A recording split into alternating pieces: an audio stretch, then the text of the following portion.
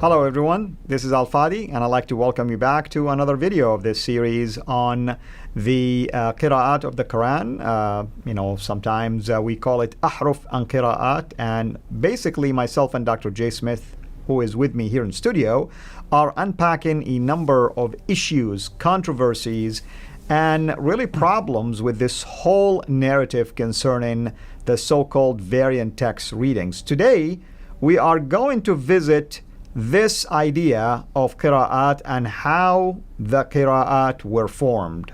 With that in mind, Jay, how were they formed? Well, this is actually we're moving now from century to century to century, and we have been in the 8th and 9th century. Now we're moving back to the 7th century, and we've got to go back to the very beginning. We need to go back and show that when you talk about the qira'at, you need to really do a historical perspective.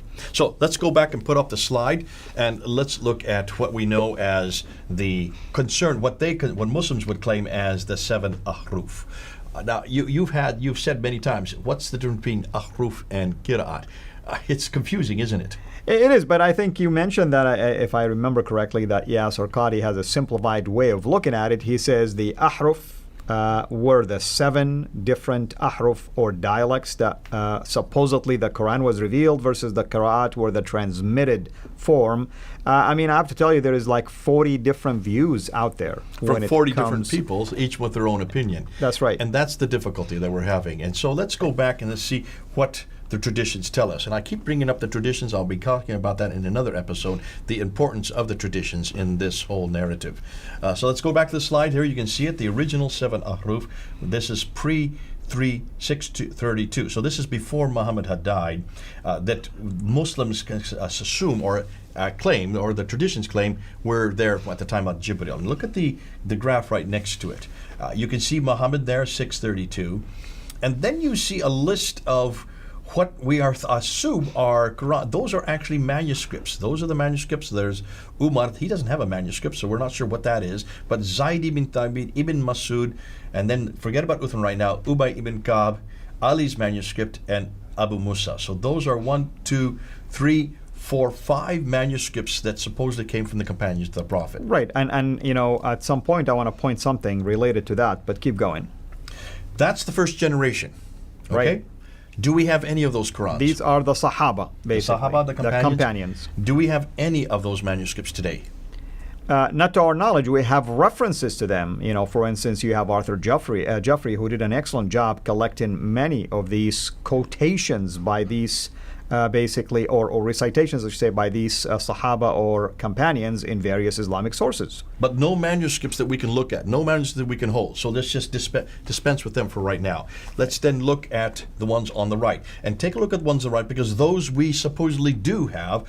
Notice that there are 7 green ones and there are 3 red ones. 7 green circles and 3 red circles for those who are looking for the 3rd red circle. Look at Khalaf down to the right and you'll see where he is. Now these are from Bernie Powers. These are his slides. I want to give credit to him. I've got him listed at the very bottom of the slide. He is just to show you, he wants to visually show you what we're referring to. Let's go to the next slide. When you look at the next slide, you can see there's generation 0, generation 1, generation 2, generation 3, and generation 4. What we're talking about today, what we have today is starting with generation 3. There is Asim, okay? And we have Hafs and Shoba are his 2 narrators. Right. But hold on a minute. What about generation 0, 1, and 2? Yeah, why don't we have a qira'ah according to Uthman, qira'ah according to Ubay, qira'ah according to Ali, qira'ah according to Ibn Mas'ud? Why don't we? There is no qira'ah because there is no dots and vowels. That's right. They're too early for that. But do we even have a manuscript to support those in generation 1? And what about Abu Abdul Ar-Rahman al-Sulami? Where is his manuscript? And where is his qira'ah? So even that, and remember, he's only got 1 strand between him and Asim. Remember, you can't have 1 strand for it to be canonical. You're talking about the chain of narrations here. There has to be more than 1, and yet you only have 1 strand between him. Which is the isnad. That's right, the isnad there. And so you can see even that in and of itself obviates and throws out. Now, when we get to the next slide, here you have generation 0 is Muhammad, then Ubay ibn Ka'b. His became very popular up in Damascus. Then you have 2 more generations before you get to Nafi. And Nafis is the 4th generation, and then Warsh and Qalun come from him. They are the 5th generation. So it's not consistent, these generations that we're going through. But this God, it's confusing, isn't it? Let's put It is. I mean, I doubt that a lot of Muslims can even comprehend what you're showing here. What we're saying is generation 0, 1, 2, and 3, there are no manuscripts to show for it. This is nothing more than attributions. These are attributed to these individuals. Attributed by who? By Al-Bukhari, Sahih Muslim, by Al-Tabari. These are late 9th and 10th century. Late 9th and 10th century, attributing back to the 7th century and early 8th century. And there's something to be said here, and if we can show that slide one more time, if there's something to be said here about a correlation between the writing of the manuscripts and the qira'at. It appears that when the writing system was implemented that allows you to use the vowels, to use the diacritical markings, to use the dottings, you begin to see the qira'at issue pop up. The Qur'an issue pops up only after the dots and the vowels. Yeah. Why is it that we have all these attributions to all these other individuals with all these other Qur'ans? Where are these Qur'ans? Where are their manuscripts? Where are any of these individuals? And how is it that we even know whether any are correct? And that's why I keep on, historically speaking, I'm always ever going and getting these quotes from the 8th, 9th, and 10th century. I want to know what's happened to the 7th century. We're only talking about 1400 years ago. Listen, you can come down to the British Library and I'll show you an entire New Testament from the 4th century, the Sinaiticus. Right next to it, in the glass cabinet next to it, is the Alexandrinus. That's from the 5th century. And you could go down to Rome and you get the Vaticanus from the 4th century. That is 200 to 300 years before this time period we're looking at. That's right. And if we can preserve 3 complete metropolitan codices, if we can have at least 365 either partial or complete codices of the New Testament by the 6th century, why can't the Muslims even come up with one of what is considered to be for them the greatest manuscript in the history of mankind, the greatest text in the history of mankind, which is the Quran itself? When they are the ones that tell us that 5 were created by Uthman in 652, sent to 5 cities, Mecca, Medina, Basra, Kufa, and Damascus, where is even one of them in these first 3 generations? They were preserved in memory. Obviously, they weren't preserved even in memory because it's nothing more than pie in the sky. I don't care for pie in the sky. Before I die, especially, I want to make sure that and this is why I keep on asking Muslims, this is nothing more than attributions. This is nothing more than you're only attributing it to these individuals.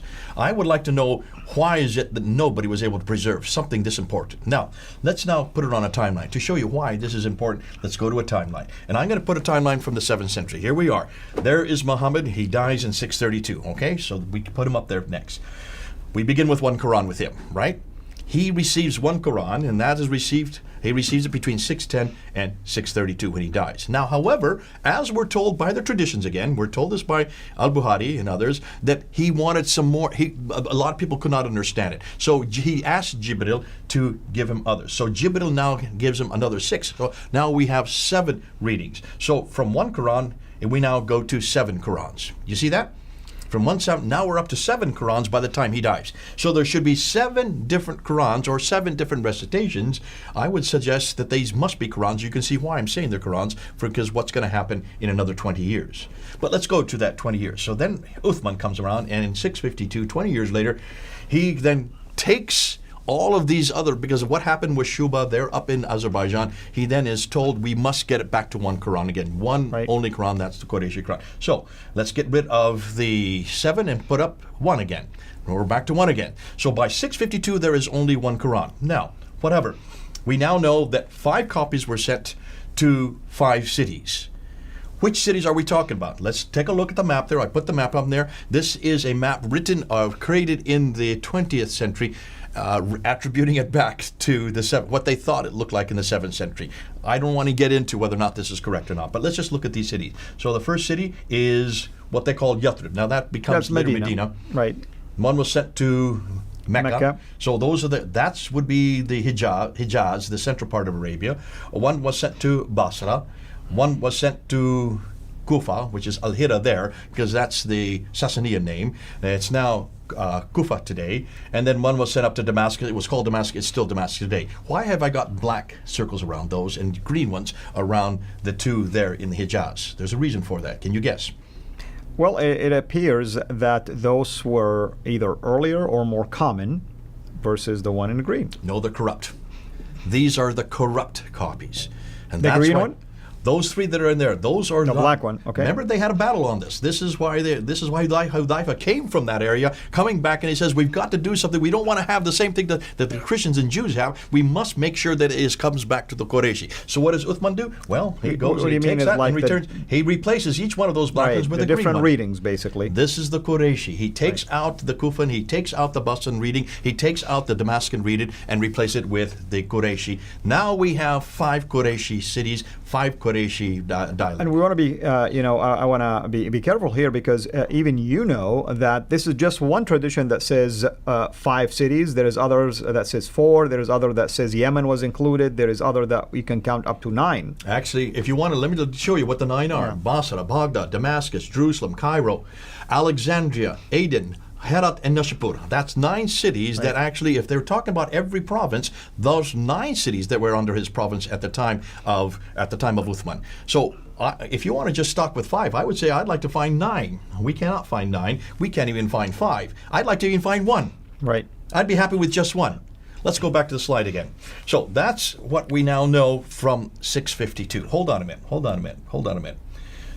We now are been told that Ubay ibn Ka'b up in Damascus has another one. And his does not agree. His has 116 surahs. You had a great talk with Samuel Green on this. He went on and on about this. This is amazing stuff. Right. And this is all coming out of Arthur Jeffries that you just mentioned about. He talks about Ubay ibn Ka'b. Ubay ibn Ka'b was supposed to, even Yasser Qadi talked about Ubay ibn Ka'b. You remember? He That's is the right. best of the best. You can't get better than Ubay ibn Ka'b. That is right. If that is the case, why is his not agree with the Quran we have today? And why don't we have a qira'at according to Ubay? And where is it? There you go. Okay, that's not the only one. We have another one that comes from Ibn Masud. So I put it back to red again. I'm saying, hold on a minute. We're not finished with the 7th century. Even in the 7th century, you have 2 different Qurans. One is 116 surahs. The other is either 110 or 111, because you find both of them. You have both references. So I put 111 just to give them a benefit of the doubt. But that's still 3 less than is in the Quran that we have today. That's right. We have 114. Okay, then there's another one, and that's Ibn Musa. And his down in here in Basra. And his doesn't agree. Now, he does have the same amount of surahs, but as Arthur Jeffrey says, if you take all 3 of them and put them together, Arthur Jeffrey found as many as 15,000 differences between those 3 and the Hafs that we have today, the Quran that we have today. Now, that's fascinating because that was done in just in the 1930s by an Australian. Why is it a Muslim did this work? Yeah, I mean, it's fascinating that our Muslim friends always try to quote Orientalists that match their own thinking, but yet whenever somebody contradicted, they just ignore everything. And you won't find a single Muslim scholar doing a PhD on something like this. So which is the one that is actually used today? I mean, I would say recently we're seeing, names of Muslims now who are at least venture into this. But I'm saying, throughout the history, why don't we find Muslim scholars doing this? We cannot find any Muslim scholar doing it. Now, Dr. Shadi Nasser is doing, Hikmak Nasser is actually coming the closest to it. That's right. Now, you notice there's one name that's missing up there. Ubay ibn Ka'b, Ibn Masud, Ibn Musa. Who's the one that we need to get to? We need to get to Zayd ibn Thabit. Zayd ibn Thabit, and his then is, we think, not corrupted. His is actually the Qurayshi one. His is the only Qurayshi one. That's the one that was sent to 5 cities. But you've got this problem here because you have a whole other tradition from the 7th century. And this is the problem of the 7th century narrative. The 7th century narrative has not answered these predicaments. Not only does Uthman destroy all those from the north, destroy those from Basra and Kufa and Damascus, we now have these other traditions that say there were still other manuscripts that became popular in those cities which did not agree. Why haven't Muslims answered this question? Right, and Michael Cook, by the way, about 10 years ago, did a study on the possible 4 copies, and he found that the copy in Medina, which supposedly would have been the center where Uthman was, has still differences with the other copies. Exactly. Yeah. So that's the 7th century. What I want to do next now is to go to the 8th century, but we'll do that for another episode. Very good. So I think everybody is starting to catch on now what's going on.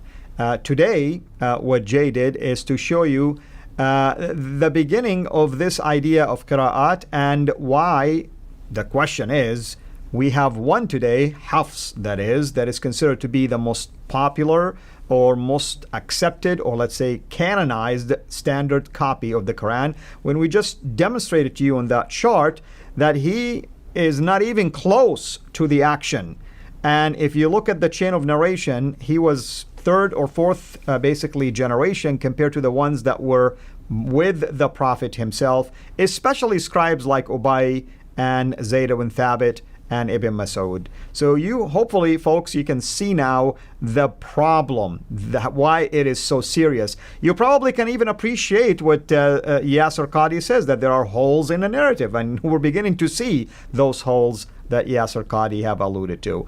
What is it that we're going to cover next time? What we're going to do is we're going to then now look at the 8th century. We've just looked at the 7th century. So you're taking it century by century. I'm taking these 2 centuries only because these are the 2 centuries where the holes really start to appear.